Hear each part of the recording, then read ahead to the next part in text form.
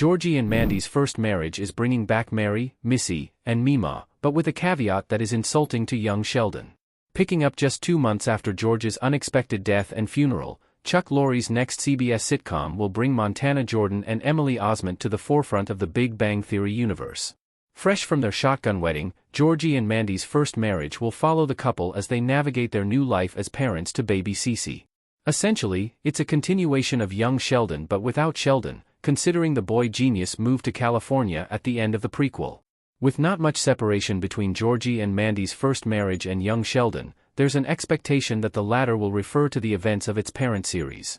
Regarding canon, Georgie is also mandated to keep in close contact with his mom and sister on the heels of losing his dad.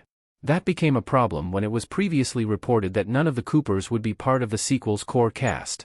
Most recently, however, it has been announced that Zoe Perry, Reagan Reverd, and Annie Potts will be back for Georgie and Mandy's first marriage, but with a caveat. The remaining Texas-based Coopers will indeed appear in the new spin-off, but they will only be involved in its first 2 episodes. Mary and Meemaw will be in the Georgie and Mandy's first marriage pilot, while Missy will be in the second episode. As great as it is knowing that the aforementioned characters will be back on the small screen, bringing them back in this manner makes it seem like CBS is just using them to establish Georgie and Mandy's first marriage because they know that bringing in familiar faces will entice even people who aren't keen on the upcoming project. There was already pushback on Georgie and Mandy's first marriage primarily because it wouldn't bring back the Coopers properly. Lorre and his team had the option to simply rebrand young Sheldon to the Coopers, so the show could continue past Sheldon's move and George's death. Unfortunately, they were determined to launch a brand new show. What makes this worse is that Georgie and Mandy live just across town from his family, who are now with the McAllisters.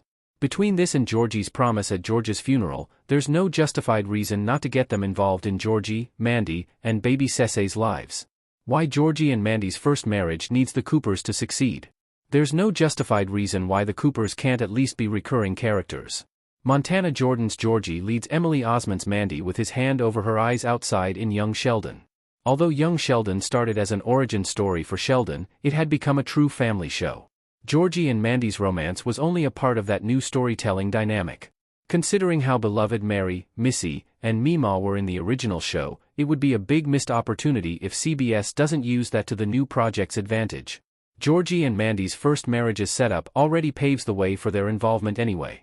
Instead of leaving viewers asking every week where they are and how they are doing, the sequel is better off just incorporating them more into its narrative.